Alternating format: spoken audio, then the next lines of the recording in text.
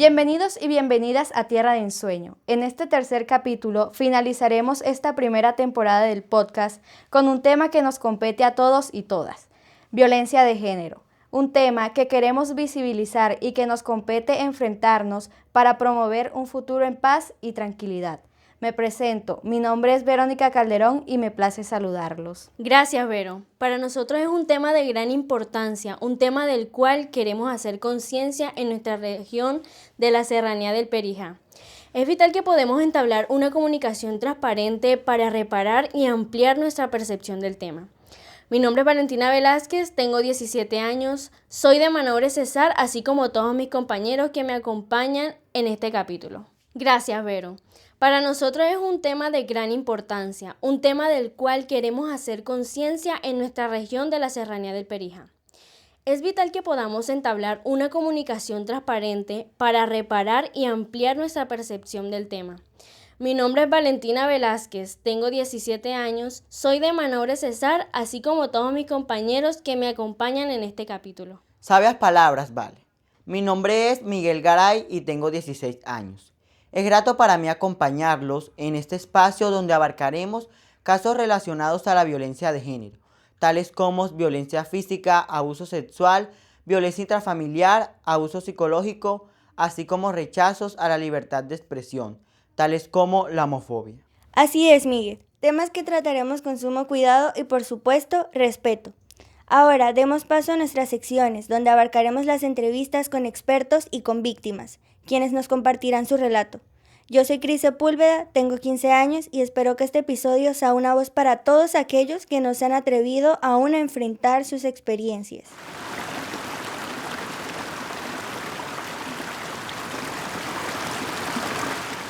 Queridos oyentes, nos encontramos con María Fernanda Vence, psicóloga y profesora asociada a la Universidad de los Andes, para poder hablar adecuadamente de este tema tan delicado e importante.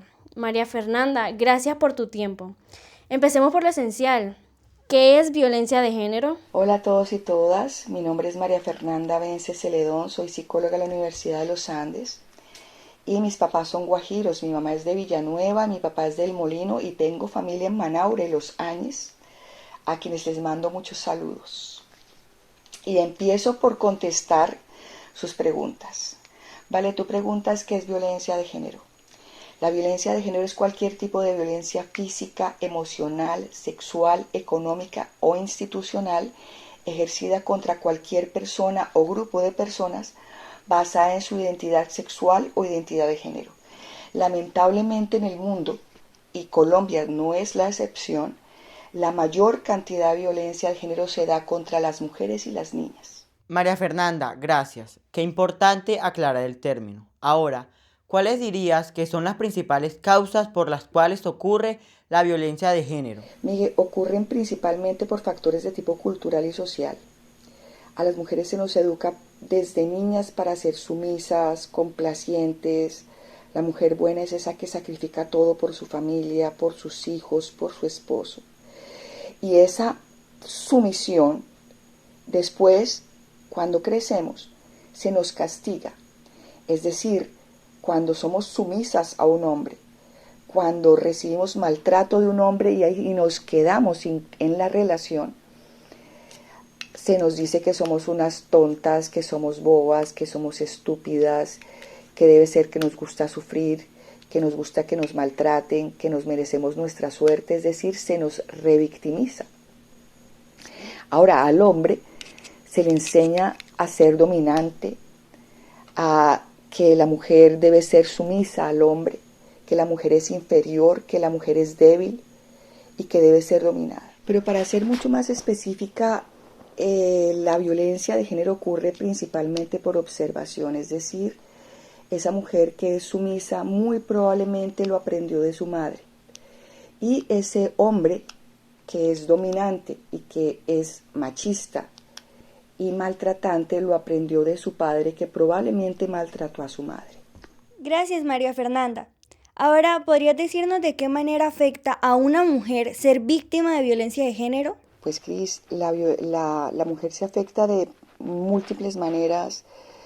La violencia de género es devastadora las mujeres llegan a mi consulta deprimidas, ansiosas, angustiadas, con miedo, con pérdida de confianza en sí mismas, con dificultades para dormir, incluso con afectación física, o llegan muy subidas de peso, o llegan muy flacas, muy tristes. Es devastadora la violencia de género. ¿Podrías compartir con nosotros cifras o datos importantes del tema? Vero me pide que comparta cifras sobre violencia de género en Colombia y la verdad, Vero, las cifras son preocupantes y alarmantes.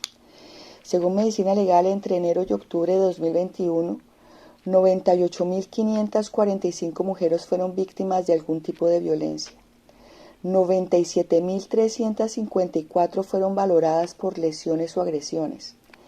797 mujeres fueron asesinadas en Colombia en 2021, una cifra que aumentó en 88 casos en comparación al 2020. 15.644 mujeres fueron víctimas de delitos sexuales. 23.676 fueron violentadas por su pareja y 394 casos de suicidios tuvo Colombia en el 2021. Gracias, María Fernanda. No se despeguen, que vienen más secciones y al final volveremos con María Fernanda para hablar sobre estrategias, prevención y pasos a seguir en caso de ser víctima o testigo.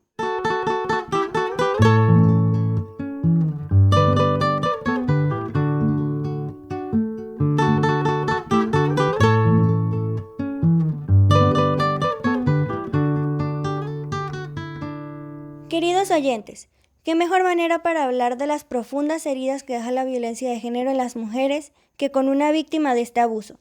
Abrimos paso a nuestra segunda sección en la que conoceremos dos impactantes testimonios. Antes de continuar, queremos decirle a nuestra invitada cuánto valoramos y aplaudimos su valentía. Un abrazo de corazón a corazón, de mujer a mujer, por alzar la voz para compartir con todos nosotros su testimonio y así garantizar la no repetición. Bueno, continuamos en este tercer episodio de Tierra de Ensueño, un tercer episodio que se está centrando en uno de los temas más difíciles y más serios a los que nos hemos tenido que enfrentar nosotros como contadores de historias, como en este ejercicio de periodista. Y luego de haber escuchado a la experta, la psicóloga María Fernanda Bence, sabemos que violencia de género es una violencia de cualquier tipo, física, psicológica, que se hace a alguna persona por su género. Y que tristemente quienes más son víctimas de esta violencia son las mujeres y las niñas. Nos compartió también cifras alarmantes. Más de 15.000 mujeres en el 2021 fueron víctimas de delitos sexuales. Y eso sin contar las mujeres que no logran denunciar ni reportar su caso. Y precisamente aquí tenemos hoy a una de esas mujeres que no pudo denunciar su caso y que fue víctima de delitos sexuales y que ha tenido la valentía de sentarse hoy aquí para contar un poco su experiencia, sin ánimo de dar enseñanzas, sin ánimos de dar una solución absoluta a este tema, pero con la valentía de creer que si trae a la luz esa experiencia, esa realidad, corazones se van a convertir y se van a dar cuenta de que esto es una realidad por la que vale la pena luchar y alzar la voz. Gracias por estar aquí. ¿Cómo te sientes? Empecemos por ahí. Bueno, en realidad gracias a ustedes por la invitación, por el espacio. Si hubiese más espacios de este índole, pues sería un poco más fácil llegar a muchas personas. Y estoy como un poquito, no abrumada, pero sí como impotente también. Es como un conflicto de sentimientos y sensaciones en este instante, porque el tema es bastante pues delicado de alguna forma. Bueno, esa impotencia, que es más que normal, vino también en aquel momento en el que te viste víctima de un delito sexual y luego de que pasaran los días e intentaste denunciar, no se pudo. Empecemos por ese momento en el que tú dijiste, después de varios días, te llenaste de fuerza y dijiste voy a denunciar y no se pudo. Bueno, en realidad encontrarme con esa realidad de frente fue un choque increíble que no se lo deseo a nadie, tanto emocional como psicológico. Yo caí en un estado shock, por decirlo de alguna forma, y cuando intenté levantar la mano y pedir ayuda, encontrar de entrada que los mismos entes gubernamentales, tanto como la fiscalía, como decían, hoy no hay un turno, ven mañana, si fue verdad, haz tal cosa, dónde están los exámenes médicos, si fue cierto que te pasó X cosa. Entonces fue como que la revictimización fue muy evidente. Después de ciertos momentos fue como... para ti como ser humano es como que, ¿qué sentido tiene hacer tal cosa? No lo hagas, déjalo así y listo. Entonces era esa sensación que es inexplicable de alguna forma, donde solamente quisieras que tu vida se fumara de la faz de la tierra. Te preguntaron por unos exámenes médicos que no tenías en ese momento como víctima. Ya tú sabrás más, uno debería ir a la clínica enseguida que ocurre un suceso de delito sexual para poder tener las pruebas pues, de que ocurrió. Aquí nuestra invitada de hoy es asistente de enfermería. Ella sabe muy bien lo que hay que hacer y aún así no se acercó a una clínica o urgencias para hacer los exámenes. Oyentes, porque no es así de fácil, pero que sea ella que nos cuente qué pasó en ese momento que no fuiste capaz de hacer el paso a seguir requerido. Bueno, en realidad es cierto, generalmente le llaman el protocolo de atención a víctimas de abuso sexual. Y el punto es que cuando estás viviendo la situación ni siquiera te acuerdas que hay un protocolo, solamente quieres borrar ese momento y evitar a toda costa sentir que eso pasó. Entonces decir que tenía que hacer algo en su momento fue como súper duro, porque luego empecé a culparme de, hey, yo sabía qué hacer y no lo hice, y si hubiese hecho tal cosa, me hubiesen creído, no me hubiesen señalado de esta forma, me hubiesen apoyado, la persona hubiese pagado pues por lo que hizo. Entonces fue como súper frustrante el sentir de que aún así era mucho más culpable, porque no solo por el hecho de ser mujer, no solo por el hecho de que era una persona cercana, ahora también por el hecho de que yo sabía qué había que hacer. Pero en el momento uno solamente quiere borrar el momento y olvidar que eso sucedió. Exacto. Nos contabas que quedaste en un estado de shock, que luego de que eso ocurriera no te sentías tú misma, empezando porque cuando ocurrieron los hechos tu cuerpo reaccionó de una manera en la que no te pudiste defender de vuelta, no pudiste detenerlo, y ya luego caíste en depresión, caíste en un montón de emociones que surgieron a raíz de esto. ¿Qué cuentas rápidamente para no entrar tampoco en viejas heridas? ¿Cómo fue esos días después de que ocurrió esta tragedia, pues? Bueno, generalmente lo primero que pasó fue que entré en negación. Al entrar en negación luego hubo un conflicto interno dentro de mí cuando me di cuenta que sí había sucedido algo y que tenía que tomar cartas en el asunto. Entonces fue como, hay que hacer algo. Pero cuando intenté hacer algo, fue súper duro que las personas que se supone que tenían que estar allí cuando alguien quiere hacer algo, tomar acción, no estuvieron. Y me refiero específicamente a la fiscalía en este caso, al punto de que cuando yo me quejo con Bogotá porque no me estaban atendiendo o brindando información, ellos me llaman y la persona que me llama tenía el apellido del agresor, y a mí eso me dio súper duro y lo dije y me dijeron, lo siento, no hay más nadie, toca con él. Entonces, de una u otra forma siempre era como el dolor evidente allí, al punto de que hubo un momento en que yo fue como, no quiero vivir. Muchas emociones invadieron mi vida y fue como, no tiene sentido nada. Pero también tuve un conflicto espiritual, lo llamo yo, donde sentía que tenía que hacer cosas con mi vida en caso de hacerme daño. Pero también era como, tú no eres así, vamos a levantarnos, vamos a enseñar, vamos a demostrar que se puede seguir, vamos a decirle a los demás que han vivido esto que se puede continuar con la vida, por difícil que sea, hay personas que lo han superado. Entonces fue como ese choque, y donde ya decidí como tomar terapia, y sin embargo fue súper cruel porque cuando llegué y decidí que me iban a internar en un centro porque vivía sola y necesitaba medicarme por la depresión, el psiquiatra lo primero que me dijo fue, si no quiere que yo la atienda por ser hombre, pues ni modo, demore aquí todo el tiempo que usted quiera, porque es la única opción que tengo, soy yo. Entonces fue súper fuerte una vez tras otra vez, al punto, lo único que hice fue como aferrarme mucho a Dios y decirle, bueno, Señor, no sé por qué lo viví, de hecho lo culpé en un tiempo, si tú todo lo puedes, ¿por qué me permitiste que yo viviera esto? Y después fue, de alguna forma, mirar como que todo tiene un propósito sin juzgar y culpar a nadie. Entonces fue como que sacarle el lado bueno y levantarnos y seguir. Según lo que vamos conversando, ocurrió el hecho, en la fiscalía no cooperaron con la situación, luego en la terapia tampoco usaban el lenguaje de apoyo que estabas esperando, tuvieron que internarte, tuviste deseos de acabar con tu vida, te sentiste bastante sola y hablas de Dios, hablas de la espiritualidad. Ahondemos en eso para quienes nos escuchan. Bueno, en realidad yo siempre he sentido que cuando uno tiene un motivo para seguir, sin importar dónde caiga, hay una fuerza que te impulsa a levantarte. En este caso para mí siempre ha sido muy importante ayudar a las demás personas. Siento que cada experiencia te suma y le suma a los demás. Entonces fue como ver la situación que estaba viviendo. De hecho, la psicóloga que tuve después, ayudándome en todo mi proceso, ella insistía en que acercarse a Dios era como lo mejor, y de hecho esa siempre ha sido mi fuerte o mi forma de hacer las cosas. Dios siempre ha sido como el pilar fundamental o el pilar central de cada situación. Entonces fue como que si Dios no me levanta de aquí y no me da la fuerza, yo no lo voy a poder hacer. Y decidí acercarme a Él, decidí ser como muy genuina, decirle, me duele esto, siento que tú pudiste hacer esto, pero no lo hiciste.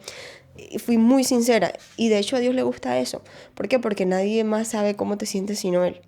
Cuando tú haces eso, desde la sinceridad tú puedes sanar mucho más rápido. ¿Por qué? Porque puedes ver con claridad qué está sucediendo dentro de ti y puedes encontrar como una ruta a seguir, y fue lo que pasó conmigo. Ya para ir cerrando, tu agresor fue alguien muy cercano a ti, alguien que tú nunca imaginarías que iba a terminar en este hecho tan aterrador. ¿Qué dirías a estas personas que nos escuchan para poder reaccionar bien si somos testigos, si vemos algo con una amiga, una hermana, una sobrina? ¿Qué podrías decir desde tu lugar, desde la persona que lo vivió? ¿Qué podríamos hacer? Bueno, en realidad fue full complejo, y más porque generalmente sucede con familiares y amigos muy cercanos, como lo decías, y como fue mi caso en este episodio de mi vida, porque lo llamo así, como una página que ya pasé. Entonces era como, más que todo es un llamado como a los familiares y a las personas cercanas a que siempre apoyen y que no pongan en duda, porque el que siempre te va a hacer daño o va a ser la persona que está cerca de ti. ¿Por qué? Porque tiene acceso a ti, a tus gustos, a tu identidad como persona, a tu lugar de trabajo, o sea, tiene mucho acceso a ti. Entonces le es mucho más fácil. O sea, tampoco es como estar siempre alertas ni a la defensiva, porque eso tampoco es vida, y yo estuve en un tiempo así. No permitía que nadie se me acercara. Cuando sentía contacto físico con personas del sexo opuesto, me estresaba. Si alguien me abrazaba, me fastidiaba. Pues tampoco es la idea. La idea es disfrutar confiando de que lo que viviste le enseña a alguien, te enseña a ti, obviamente primero, y vivir como, no a la defensiva, pero sí como conscientes de que no estamos exentos de que algo así pase. Y si nos pasa, buscar la forma de levantarnos, porque sí se puede. Así que es un llamado a los familiares, al círculo cercano, a estar atentos, a ver este tipo de señales, a creer también cuando se nos acerquen a decir que algo ocurrió. Y es un llamado también al Estado, a las autoridades, a los entes encargados de recibir estas denuncias, a que se necesita una reforma, se necesita que haya cambios, se necesita que cambien a las personas que están ahí, y por eso se necesita que sigamos marchando, que siga habiendo organizaciones, que siga habiendo movimientos, porque aquí tenemos sentada a una de estas personas, pero recuerden que registradas solamente fueron más de 15.000 el año pasado. También se necesita que hablemos, leamos del tema, y sobre todo que sepamos que juntos podemos más, como comunidad y como tejido. ¿Algo más que quieras agregar?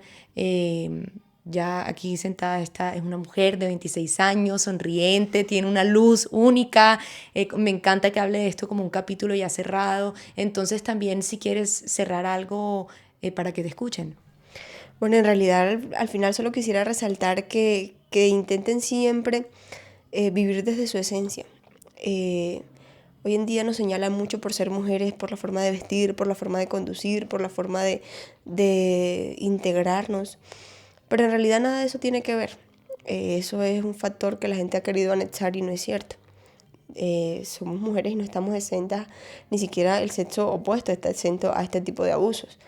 Pero sí vivir desde la esencia, vivir desde la plenitud, buscar siempre estar tranquilos, en paz, acercarse mucho a Dios, que es como ese pilar fuerte que nos da esa fuerza cuando ya sentimos que no podemos más. Entonces, eso para finalizar. Bueno, definitivamente ha sido una de las secciones más emotivas, más profundas.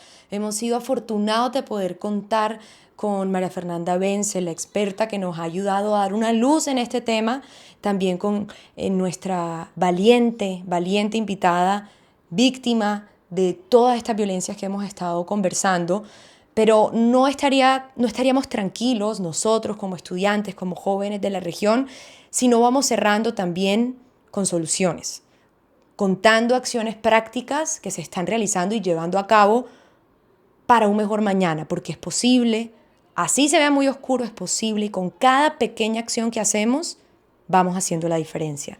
Confío en esto, aquí como panel también confiamos en esto, y por ello invitamos aquí a una gran mujer que nos ha estado acompañando en todo este proceso para que nos cuente un poco de esas acciones que están realizando. Ella es Caterine Pérez, coordinadora del área de comunicaciones para el desarrollo del programa de desarrollo y paz del Cesar.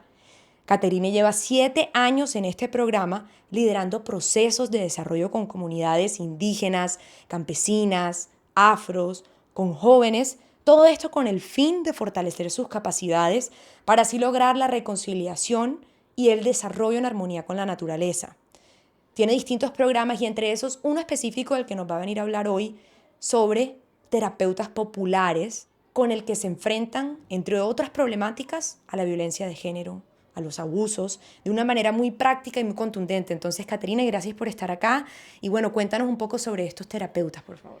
Bueno, buen día y saludos para todos los que nos escuchan. Realmente estar en este ejercicio de diálogo es clave para, como tú lo dices, comunicar esas alternativas de solución, que sí hay esperanza para seguir trabajando y aún más en un país que tenemos bastantes violencias y conflictos, específicamente la violencia basada en género. Bueno, yo vengo a contarles algo que el programa Desarrollo y Paz del Cesar ha venido desarrollando.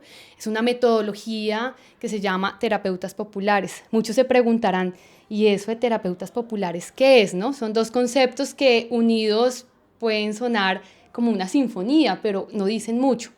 Terapeutas es básicamente un proceso de formación a mujeres, hombres, jóvenes, no importa, digamos, sus edades, pero es para formarlos en la primera ayuda emocional, donde puedan fortalecer sus herramientas de cómo asumir duelos y de cómo acompañar al otro. Populares, ¿qué es?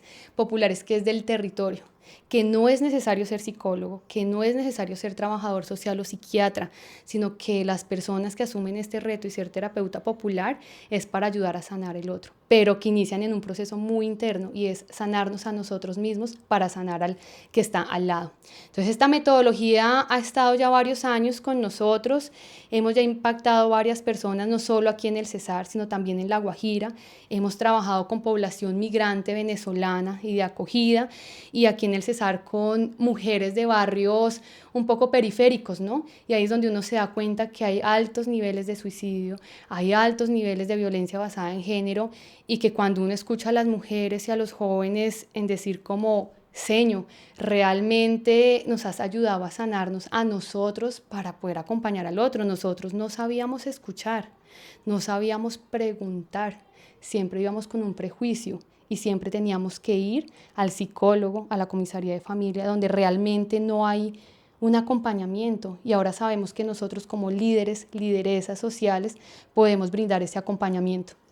Es muy importante esto que mencionas, entonces, cuando víctimas quizás dicen de qué sirve ir a la comisaría, de qué sirve ir a las autoridades, de qué sirve ir a donde un psicólogo especialista que no me va a creer. Esta es una nueva posibilidad, una nueva solución que se presenta en el camino con los terapeutas populares que van a estar entre la misma comunidad. Cuéntanos un poco estos terapeutas, ¿qué les van a brindar? Ellos, ¿qué van a hacer cuando alguien, víctima, se les acerque a decir, me está ocurriendo esto? Es clave mencionar que esto no reemplaza la atención clínica, ¿sí? Porque sabemos que no tienen las herramientas para hacer una atención clínica. Se hace una remisión en dado caso, pero estas personas terapeutas popular lo que hacen es abrir su oído.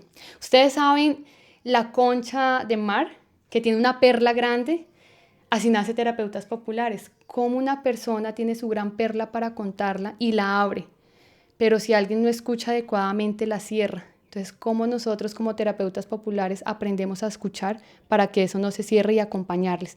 ¿Qué van a ofrecer? Van a ofrecer un hombro, van a ofrecer un abrazo, van a ofrecer una escucha sin prejuicio y sobre todo ayudar a transitar esos duelos de temor, de miedo, traumas, ejercicios de violencia, de conflicto, y realmente que no son solo los adultos, sino que los jóvenes también tienen capacidad de sanar.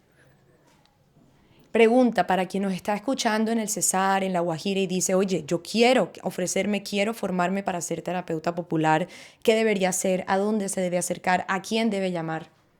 Bueno, realmente nosotros como PDP estamos abiertos a escucharles. Nosotros trabajamos en 15 municipios de centro y norte del Cesar, en La Guajira también, y la idea es que esto, más allá de hacer una sola persona como terapeuta popular, es que estamos construyendo una red de acompañamiento psicosocial.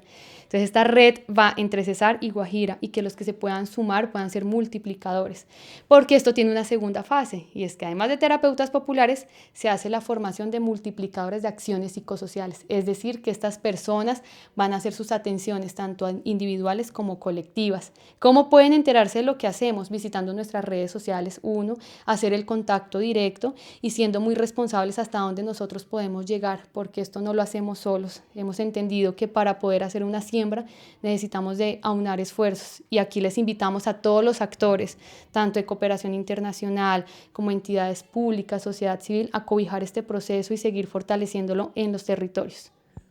Perfecto, entonces aprovecho para decir precisamente cuáles son esas redes sociales. Entren en Instagram, @pdpcesar, para que puedan averiguar más sobre esto, identificar a los terapeutas populares en su comunidad, convertirse en uno si les llama la atención. Y bueno, creo que esto nos da una luz para saber que cada vez más estamos construyendo soluciones desde adentro, nos estamos fortaleciendo como comunidad colectivamente y creo que esta es una gran manera para hacerle frente a estas realidades tan profundas y tan dolorosas, pero que, bueno, vamos saliendo adelante. Catarina, muchas gracias por tu tiempo y por acompañarnos aquí en Tierra de Ensueño. Bueno, María, gracias por la invitación y siempre estamos abiertos y prestos a poder dialogar de esto. Simplemente dejarles una frase que la hemos aprendido con todo este proceso y es que si sanamos uno, si sana una, sanamos todos.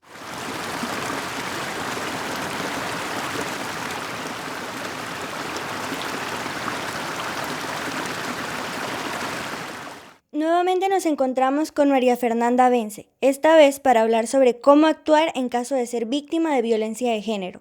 Me piden cuáles son los pasos que uno debe seguir si es víctima de abuso. El primero es pedir ayuda, hablar con alguien. Muy frecuentemente la mujer que sufre de abuso físico o emocional no lo comunica con nadie y se queda callada. Lo primero es hablar con alguien. Si uno tiene un familiar, un amigo de confianza, lo primero es hablar, contárselo a alguien. La segunda es denunciar. Si uno sufre de abuso físico o emocional, debe denunciar a las autoridades. Tercero, por supuesto, debe alejarse lo más pronto posible del agresor o del abusador. Y cuarto, pedir ayuda psicológica. Para eso existe la psicología, para eso existe la psicoterapia y la psicoterapia es muy importante. Entendido, para ponerlo en práctica.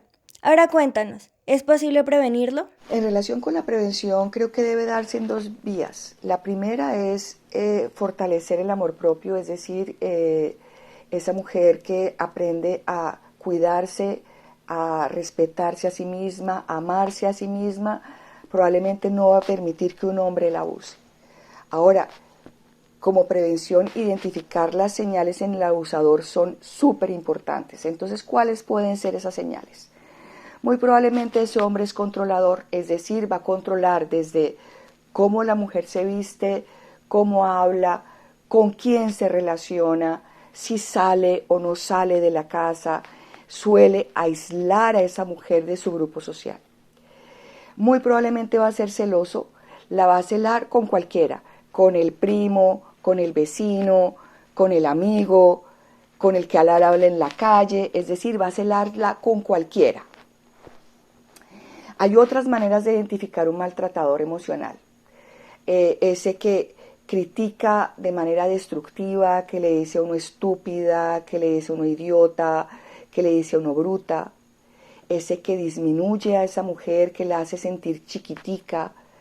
Ese que la culpa por todo, incluso cuando él se equivoca.